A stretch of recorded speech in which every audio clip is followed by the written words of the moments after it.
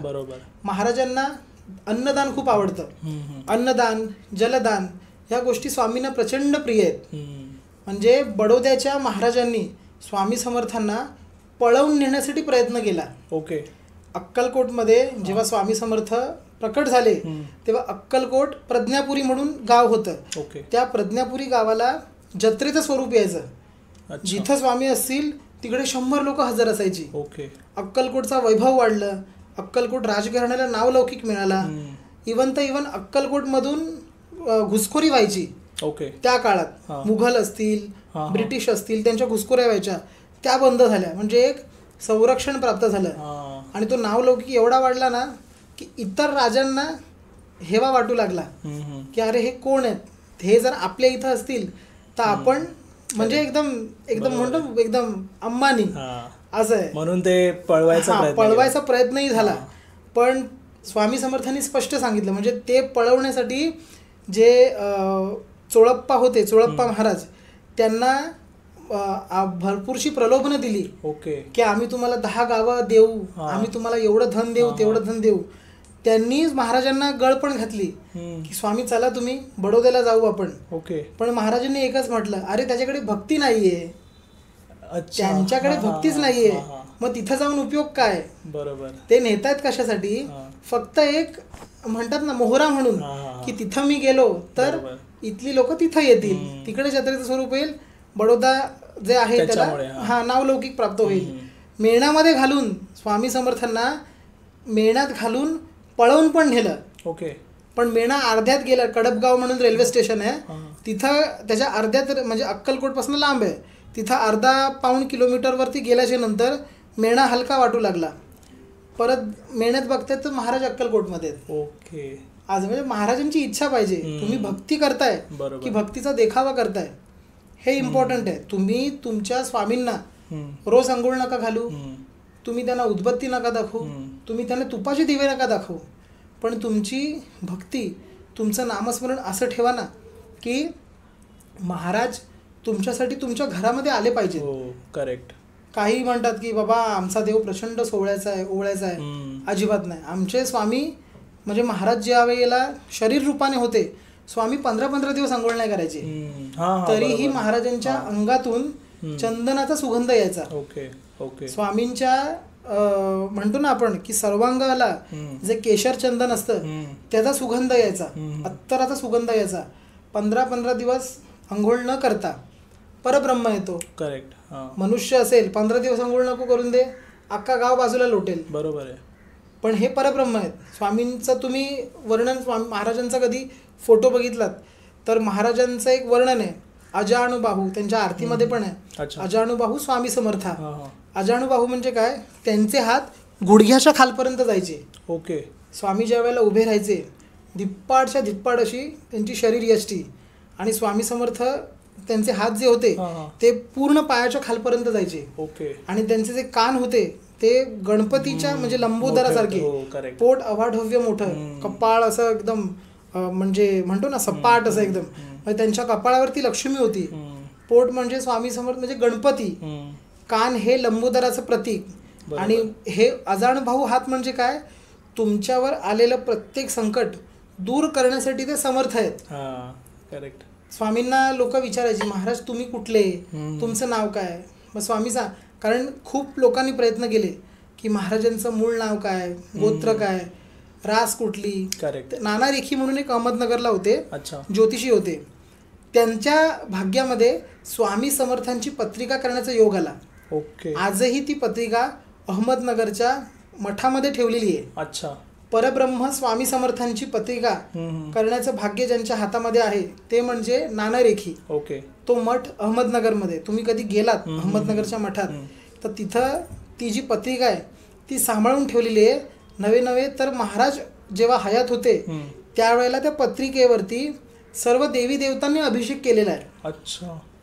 आणि त्याची स्वीकृती, समती ही स्वतः स्वामी समर्थांनी दिलेली आहे त्याच वेळेला. की त्या नाना रेखींनी परवानगी मागितली, मला तुमची पत्रिका बनवायची, जन्मपत्रिका. आजही ती जन्मपत्रिका उपलब्ध आहे आणि तिचं दर्शन तुम्ही घेऊ शकता. ओके. भरपूर भक्तांना महाराजांनी स्वतःच्या खडावा दिल्या, कल्याणासाठी, बाबा ह्या घे, तुझा उद्धार होईल. आज त्यांच्या म्हणजे ज्यांच्याकडे आहेत त्यांना भरपूर ऑफर आल्या की आम्ही तुम्हाला एवढा पैसा देऊ, तेवढा पैसा देऊ, तुम्ही आम्हाला द्या. पण नाही, ते परब्रह्माने दिलेलं आहे. बरोबर. एकदा ते गेलं की गेलं. बरोबर. आणि ती पॉवर तशी ती पॉवर म्हणण्यापेक्षा तो तुमच्या पूर्वजांच्या पुण्याईचा ठेवा आहे. बरोबर आहे. आपण भरपूरशी अशी कुटुंब बघितलेली आहेत की ज्या कुटुंबामध्ये 7 पिढ्यांपूर्वी सावकारी होती, पण आता त्या घराण्यांमध्ये खायला पैसा नाही. बरोबर आहे. ती पुण्याई असते. वाडवडिलांनी केलेलं पुण्य पुढच्या पिढीला उपयोगी पडतं. तुम्ही जसे कर्म कराल, चोरांनी केलेले कर्म चोरीचे असतील, पुढे त्याची मुलं ऑफिसर झाली ना तरी म्हणणारा समाज काय म्हणतो, अरे ही चोराची पोरं आहेत. बरोबर आहे. पण तुमच्या वाडवडिलांनी जर कीर्तनं म्हटली असतील, तुमच्या वाडवडिलांनी जर अन्नदान केलं असेल, जलदान केलं असेल, लोकांच्या सत्कर्णी उपयोगी राहिले असतील, तर लोक हेच म्हणणार की अरे ती कीर्तनकारांची मुलं आहेत. हा फरक पडतो. बरोबर. वाडवडिलांच्या पुण्याईचा तुमच्या पुढच्या पिढीवरती इफेक्ट पडतो. करेक्ट. आमच्या आई वडिलांनी, माझे वडील, माझी आई, त्यांनी केलेली जी काही कर्म आहेत त्याच्यामुळे आज आम्ही सुखी आयुष्य भोगतोय. करेक्ट. म्हणजे आई आजही काय म्हणते की तुमच्या वडिलांनी जे काही केलंय ते तुम्ही नाही करू शकत. आम्ही स्पष्टपणे होकार देतो की बाबा त्यांनी जे केलंय ते आपण कधीच करू शकत नाही. कारण बाप होत आहे, बेटा होत आहे. बरोबर आहे. करेक्ट. असं आहे. वडिलांनी केलेलं, आपण असं म्हणतो ना की मुलांना वडिलांची चप्पल यायला लागली पायात की मुलं मोठी झाली. अजिबात नाही. ती फक्त तुमच्या पायाच्या साईज मध्ये येते. त्यांचं कर्तृत्व, वडिलांचं कर्तृत्व, आईचं कर्तृत्व, किंवा तुम्हाला ज्यांनी संकट काळात मदत केलेली आहे अशा लोकांचे ऋण, अशा लोकांचं कर्तृत्व तुम्ही कधीच मोजू नाही शकत. नाही. बरोबर आहे. ते फक्त स्वामी रूपाने तुम्हाला मदत करत असतात. करेक्ट. महाराज चालना देतात, स्वामी चालना देतात की बाबा तुम्ही काय करायचं आणि काय नाही ते.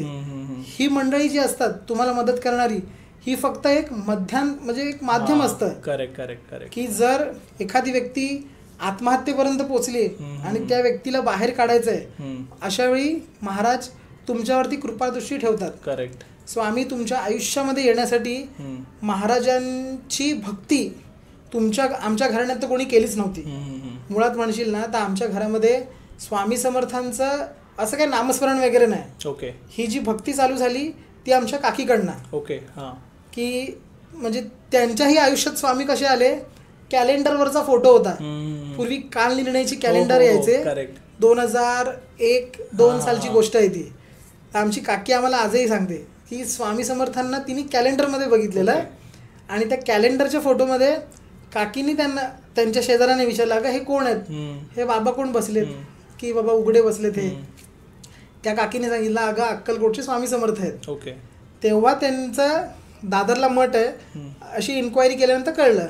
तेव्हा स्वामीजी तिथं, म्हणजे काकी आमची जी तिथं गेली दादरच्या मठात 2001-2002 सालापासून, तिथपासून ती स्वामींचीच झाली. अच्छा. आजही ती आम्हाला जेव्हा शुभेच्छा देते किंवा इतर कोणाला शुभेच्छा द्यायच्या असतील तर ती आम्हाला तेच सांगते की तुम्हाला स्वामीमय शुभेच्छा आहेत. ओके. स्वामीमय शुभेच्छा का, आपण म्हणतो विश यू हॅपी बर्थडे, अजिबात नाही.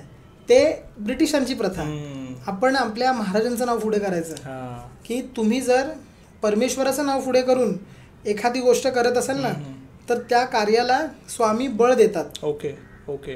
तुम्ही जर म्हणाल ना, अरे हे मी केलं, अरे आता मी म्हणालो की बाबा मी सागरकडे आलो पॉडकास्ट करायला, अजिबात नाही. माझ्या महाराजांनी मला आणलं. करेक्ट. दिवसभराचा प्रचंड ताण, क्षीण, एवढा प्रवास 100-150 किलोमीटरचा, तो सगळा करून म्हणजे अक्षरशः स्टेशनवर आल्यानंतर चक्कर आली मला. पाणी पियालो मी आणि महाराजांना सांगितलं, मी आईला फोन केला, बाबा जाऊ की नको.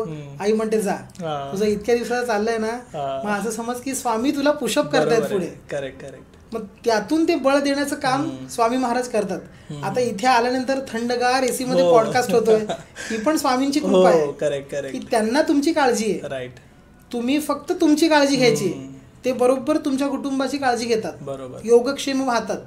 तुम्ही त्यांचं नामस्मरण सोडायचं नाही. तुम्ही इतर कुठल्या फालतू गोष्टींकडे वळू नका. करेक्ट. तुम्हाला जो दिलेलं नामस्मरण, तुम्हाला जे दिलेलं तारक मंत्र आहे, तो हा तुमच्या भल्यासाठी आहे.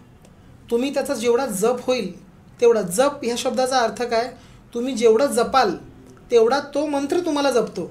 करेक्ट. मग तो तुम्ही दारू पिऊन रेल्वे समोर उभे राहिलात आणि मंत्र म्हणालात तर तो उपयोगी नाही पडणार. ते वाईट कार्य आहे. बरोबर. ते वाईट कार्य आहे. पण तुम्ही खरोखरच अडचणीत पडलात, चुकून प्लॅटफॉर्मवरनं पडलात आणि अशा वेळी तुम्ही धावा केलात ना, तर तो हात देणारा जो व्यक्ती असतो ना, ते स्वामी असतात. करेक्ट.